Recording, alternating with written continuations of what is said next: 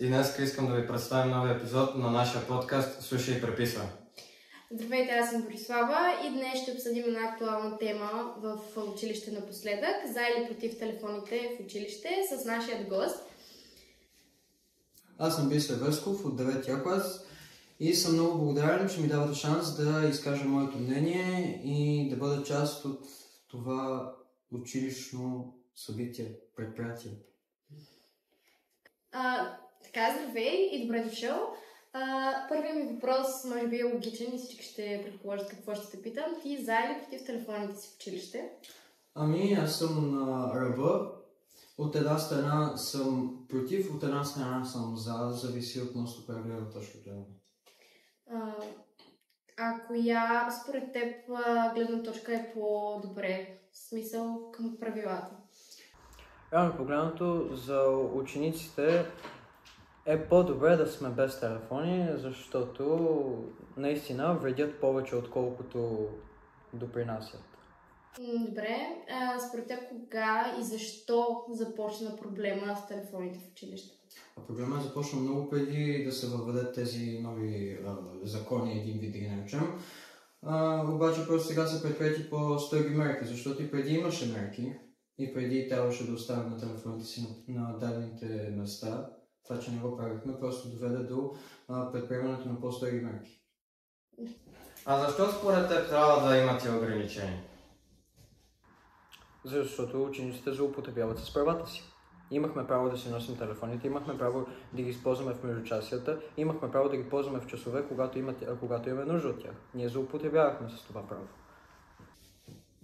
Но не всеки е злоупотребява с това право. И аз затова съм за телефоните, защото според мен, въпреки че има ученици, които злоупотребяват с това, има и хора, които си дават телефоните и не ги ползват, в смисъл, по време на час, само между часията.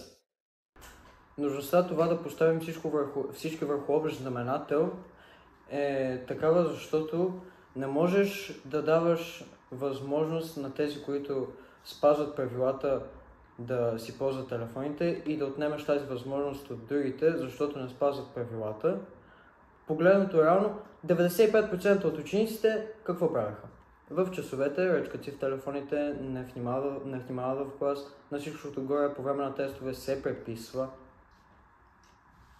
накърняват достойнството на училището, като видеоснимков материал се разпространява по социалните мрежи на боеве, на учители.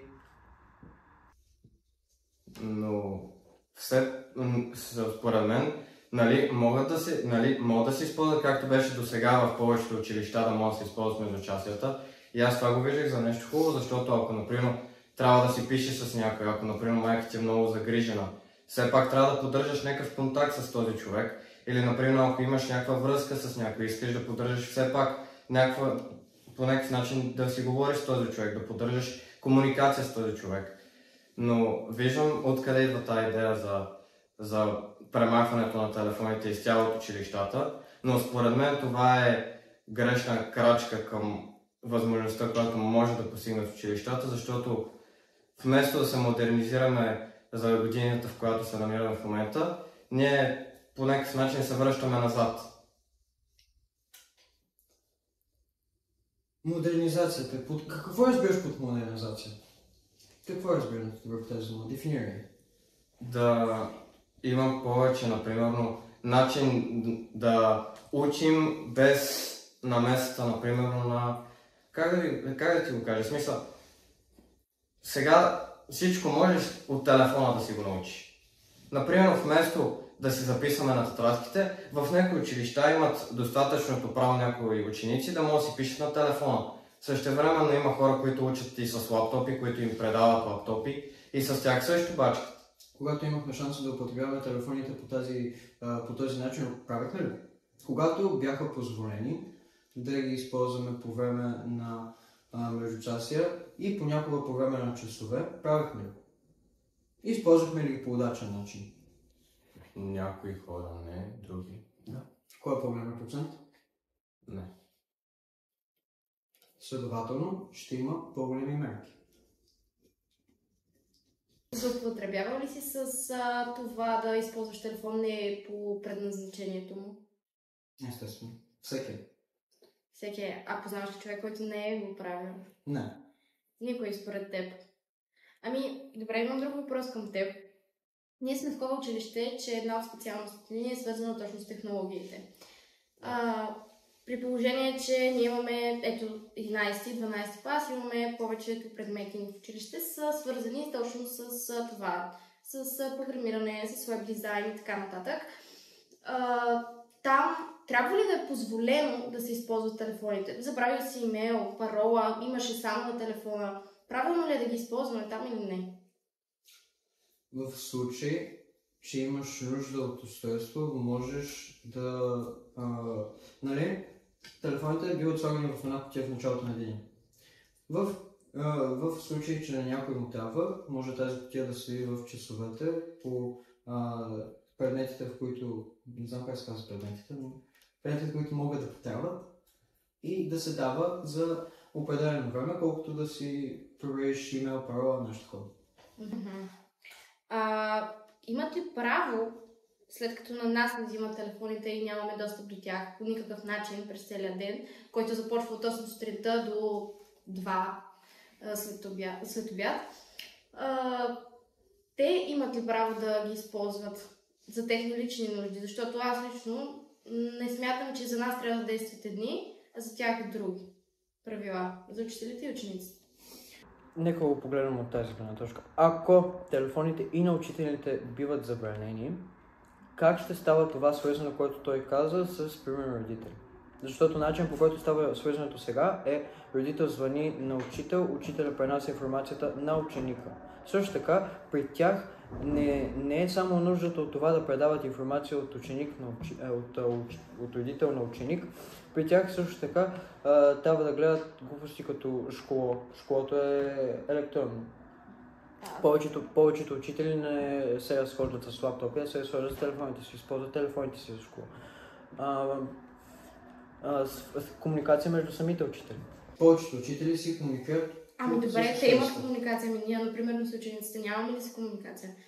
Точно това имах предвид, че правят разлика между ученици и учители. Според мен учителя може да влезе в час, знае си учениците, ни преподава за пръв път, може да види кой го няма, да го извика по име, да види или по някакъв ред да се измисли. Как би трябвало да спиш оценки? Как би трябвало да те се пишат, имаш дневник. Всеки учител има тетрадка, дневник или каквото и да е. Малък, в който се пише разни неща, задължения и така нататък. Може просто да запише дадената оценка и след училище да ги въведе. Забавяне на учебен процес. Защо да е забавяне? Защо се въвежда? Просто е след... не е веднага на момента, е на края на деня. Както всички се взимаме на края на деня телефоните от учениците, така и учителите могат да го направят. Добре, ти искаш и учителите да са подложени по същото правила, да си дават телефон. Да, защото те ни учат в училище, че всички сме равни. Но в повечето неща не сме. Те не искат да ни да учат. И да не, те са хора с повече, те имат повече права от нас в училище, колкото няма, те са по-висшестояща форма от нас. Да, но те искат да ни научат да не бъдем зависими от телефоните. Аз го разбирам и това от друга страна, защото искат да ни научат и на още нещо полезно. Но от друга страна не може да се разхождаш в коридора и да видиш учител срещу теб и да си чатка на телефона, при положение, че твоя седи 7-8 часа заключен в една кутия, за която не носи никаква отговорност. Но това учителите трябва да си дават устройствата, губи цялата свързаност на училището с останалия свят. Защото, примерно, както казах, искаш да се свържеш родител. Сегашният начин, по който се свържеш родител, е чрез учител. Когато загубим този свързващ начин, губим всякакъв начин. Ами не, защото те са учители. Те имат малко права, нали, нас, които те във всеки един удобен момент, когато се случи нещо, дали с ученик, дали за лична употреба, те могат да си вземат телефоните. Ние не можем, но те могат. И при спешни случаи просто могат да отключат и да вземат телефони, докато и това не е проблем. Има спешни случаи, отиваш, взимаш си телефона, ти си учител, но те ще те дадат ключа за този определен, за това определено място, където седат всички телефони. Права си. Начинът ти на мислене е много добър, много е правилен, обаче нека го погледнем реално. Мислиш ли, че това ще стане? Мислиш ли, че може да стане, може да се регламентира не само в нашето училище, в цялото училище? Като прието, ние сме малка общност, има училища с горница 1000 ученика. Това може ли да стане?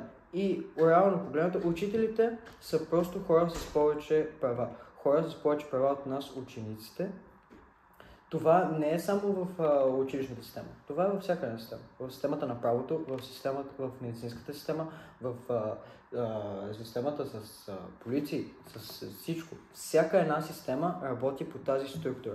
Тези, които имат повече права, им се позволява да злоупотребят повече с дадените им права и да нямат наказания. Тези, които имат най-малко права, при най-малка злоупотреба се наказват.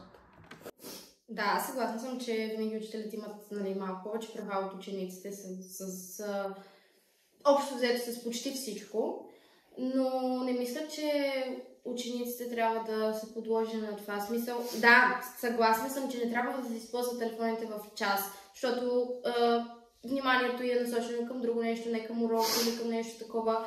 И всички после не сме доволни, че не сме обръщали внимание на това, но и не сме научили нещо друго, не сме доволни от дадената оценка или дадената забележка или така нататък. Според мен беше добре начин, по който в началото на часа влизаш, оставаш си телефона още от вратата и си го взимаш на края на часа, защото това е за лична изгода дори за учениците, защото не само учителите имат задължения и потребности, които трябва да направят, да звъннат, да се обадят и така нататък. Стане спешен случай, има по-притеснителни ученици, всички го знаем, които не обичат да споделят на чужди хора, на учители, на съученици или така нататък, по-затворени, които искат сами да си решат проблема или да извършат дадено действие, като да звънат на родител, защото не е добре, или да има даден проблем, от който те се притесняват, да го споделят на някой чужд човек и така нататък. Не е ли по-добре да този даден ученик или някой от нас дори да си реши сам проблема, отколкото да гони и да тича по коридорите, да гони учители, да извънат, и така нататък. Добре, вече сме се още в началото, явно. Както казах, злоупотреба. Не само за това, че не се слушаше в учебните часове. Защото колкото и да не можеш само с една причина да въведеш толкова голяма промяна. Други причини от това, което съм чувал от учители, е, че, както казах, злоупотреба, накърняване стойността на училището, защото да, ние сме малка общност, ако има бой, разбира се за часове. Обаче външните, извън училището, разбират с видео и снимков материал. Този видео и снимков материал бива заснет по време на учебни часове или на междучасия, което накърнява достойството на училището. Така е, но този проблем мисля, че е по-често срещан при по-малките ученици, не и при по-големите, поне аз така мисля. Когато погледнеш едно училище, да кажем, гледаш училище в Враца, което ти не си запозната нито с малките, нито с големите, нито с учителите, нито с никой. И ти кажат, в това училище има много боеве. Ти ще питаш ли, ама при малките ли са, при големите ли са? Ами да, това не е много важно нещо, което трябва да се знае, защото, например, по-малките са по-лекомислени, по-податливи на такива неща, на пригравки, на тормоз в социалните мрежи или така нататък. Но при по-големите, мисля, че не е така, поне аз не съм го срещала при по-големите, при моите съученици или в по-големия клас. Мисля, че телефоните е по-редно да се взимат на малките от сутринта до вечерта, защото те нямат толкова нужда от тях. По-големите мисля, че имаме много повече задължения, свързани с телефоните, защото с каквото и да си говорим, всеки човек от нас, дали в училище, дали извън училище, той повечето му време е прекарано в телефоните. Социалните му мрежи са в телефоните, номерата са в телефоните, върши си работа с телефоните, дори ходи да си тегли пари с телефона. Абсолютно всичко се прави с телефона. И при положение, че някой ученик от по-големите, аз мисля, че не е редно да ги взимат телефоните за цял ден. Мисля, че е по-редно да ги взимат в началото на часа и да ги връщат в края. Знам, че повечето злоупотребяват с това, но може да се въведат мерки, може да се измислят мерки, така че всеки телефон да бъде предаден. Може да се измислят след това наказания, санкции, дори да са в някакви определени не наказания, а дори суми да се заплащат и всеки човек отбягва тези неща, всеки го знаем. И искат, не искат, те може би това ще ги сплаши, за да телефоните да се оставят, да се взимат когато трябва. Реално погледнато, в началото на годината, МОН, Министерството на образованието и науката, издадоха към всяко едно училище, да го наречем ултиматум. Или учениците ще дават телефоните си в началото и ще се връщат в края на учебния ден, или в началото и в края на учебния час. И първо, с коя система бяхме? С това да ги оставяме в началото и да ги взима в края на часа. Всички. Всички, да. Това не проработи. Дойдохме на тази система. Твърдението ти, нека да се взимат само на по-малките ученици, говорим за колко класа? Ами, зависи от училището. Всяко училище е с различна система. Добре, примерно, нека кажем примерно число от 8 надолу. Така? Да.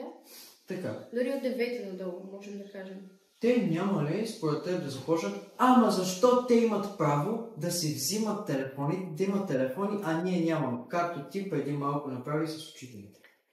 Защото те, по принцип, трябва това да го разберат, че ние, по-големите, това са ни предметите, свързани с, особено нашите специалности, класовете, повечето специалности са свързани просто с технологиите. Те трябва да ги разучават. Свързано с кодирането. Кодирането и обработката на сайтове, създаването на сайтове или приложения, зависи от първия език, който учиш, не е толкова свързано с телефона. Защото, примерно, Instagram, TikTok, Snapchat, как е свързано с това как ще програмираш? Тук не говорим за социални мрежи, тук говорим за да видиш нещо, снимаш с телефона ти е постоянно в ръка. Трябва да снимаш имейл, трябва да видиш нещо, ти си го записал на телефон. Да. Снимате го учител, ти го праща. Да, ма ти пак трябва да си с телефона. Не, снимате го учител, ти го праща в края на деня. В края на ден. Добре, имаш имейл. Ето ситуация, лично моя ситуация. Без телефон съм. Забравила съм имейла. Не мога да вляза да си видя задачата за часа. Аз какво да правя цял час? След като мога да влеза само единствено телефона ми в този имейл. Не мога да сменя паролата, защото имейл ми е училищен. Може да ми го смени само админа на училището. Какво правим тогава? Свържи се задно. Добре, няма в училище. Какво правим тогава? Не правиш нищо в часа. И как? И каква оценка получавам на края на часа? Слабо. Защо? Поради липса на телефон. Да, но това, добре, нека бъдем честни. Това е един случай. Така. Също поставен, също множество случаи, в които това да нямаш и да имаш телефон по време на учебните занятия не е толкова голяма разлика. Добре, след като станаха тези правила, според теб има ли някаква промяна в активността на учениците по време на час? Защото аз не забелязвам такава. Даже при малките деца, защото нямат с какво да се занимават, само седат по коридорите, обикалят, правят повече проблеми на учителите, които и те имат занимавки, трябва да принтират тестове, трябва да се занимават, защото има и дежурни учители, има класни, дето трябва също, ако някой нещо му стане, да се обади на този човек. Нали, не казвам с телефона, да отиде да му каже. Всеки си има занимавка, независимо дали си ученик или си учител, обаче учителите имат много повече занимавка. И децата, като нямат с какъв начин да си изкарват енергията или ако не им се занимава с нищо друго, съдят по коридорите, тичат, правят глупости.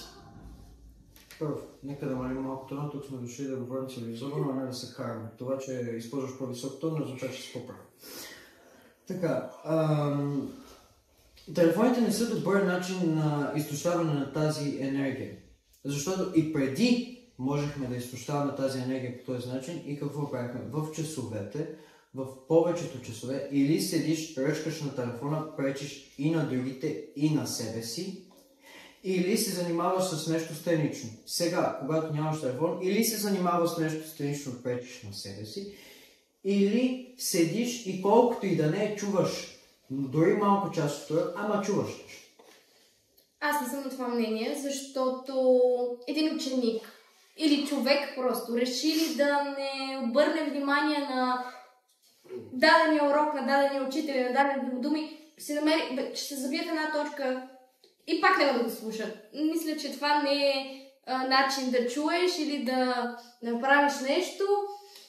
Аз мисля, че просто това си е до ученика и до това, дори тази тема стана прекалено остра за учениците. Те започнаха да се карат точно поради тези въпроси и тази дискусия, която водим в момента. Точно за това може би да ни си повиши тон, защото не е съгласен с твоето мнение. Това довежда до някакви нерви, образования, точно поради този въпрос. И мислиш ли, че всички в училището спазват това правило да се оставят в началото на деня телефоните и в края да го взимат? Колко телефона... Виждал ли си този шкаф с телефоните? Отворен. Твърдиш, че закона не се спазва. Да, обаче виждал ли си някой, както преди беше, разхода си се в коридора с телефона, в час седи си, речка си в телефона? Виждала съм, но тези мерки дори не водят до промяна според мен, защото аз засичала съм, когато слизам по стълбите или така нататък, да отворя шкафа и вътре да е празно, да има 5 телефона от 5 различни класа и това да е, нищо повече. Да. Всеки съм виждала как си държи телефона, просто не го вади в училище.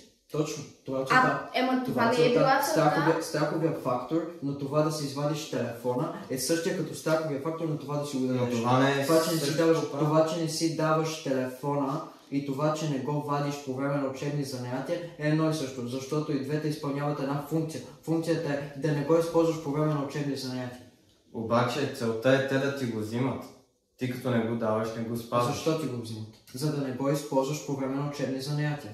Обаче ти ако не го даваш, все ще има някой, който или ще излезе навънка, или може би по време в някоя стая, която няма камери, може да си го ползва. Кой ще му каже нещо, ако няма учителът? Искате ли да ви кажа, че аз знам клас в училище, който казва, че ще ставя телефона в нададен си ученик колата. А всъщност сте в него. И това спазване на правила ли? Действа ли нещо? Седат на най-задните чуме и пак си вадат телефоните. И каква промяна има в това?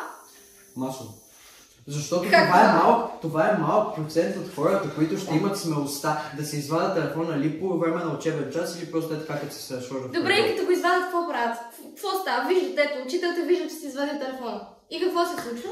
Добре, в крайна сметка, мислиш ли, че след всичко това изказване ще може да променим системата тук, не само тук, но и в другите училища, по-големите училища и да променим мнението на МОН? Ами да, след като ако искат да постигнат наистина това, телефоните да са доста ограничени в училище, както се опитват да го направят, ще положат по-високи усилия и повече правила, може би, така да кажем, за да се постигне това нещо. А не е да кажат, оставате ги в една кутия и я остава, я не. Правила, които пак най-вероятно няма да се спазват. Правила, които ако има санкции, по мое мнение, ако има санкции към тях, много хора ще ги спазват. Ако не сложи, сега има санкции. Аз не съм виждала. Доста често засичам хора, учителите може да не ги виждат. Факт, те се крият от тях. Но от учениците не се крият и то се вижда и нищо не става. Нищо не се случва. Ами, естествено, че нищо няма да се случи при положение, че учител не го е видял. Трябва да го види учител, за да има санкции. Не може да те види ученик и ученика да те санкционира. Ученика не, но може да каже... Защото, например, ти си оставя телефона, но виждаш някой друг, който не е. Защо да не идеш да кажеш, а повечето ученици си мълчат? Верно, на тебе не ме ти гадно, че ти си дал телефона. Каква полза носи на мен? Ами за да... Че ще го издадеш? Не сте ли виждали някой да седи в телефона? Между часа и половина нещо. Издали ли сте? Това беше мнението моето и на Дени и на Биско за телефоните в училище. Ако вие имате някакви въпроси или искате да продължим темата, може да пишете долу в коментарите, също така да натиснете камбанката и да харесате това клипче. И ще продължим с такива креативни според нас видеа. Довиждане! Чао! До следващия след така топъл и хубав!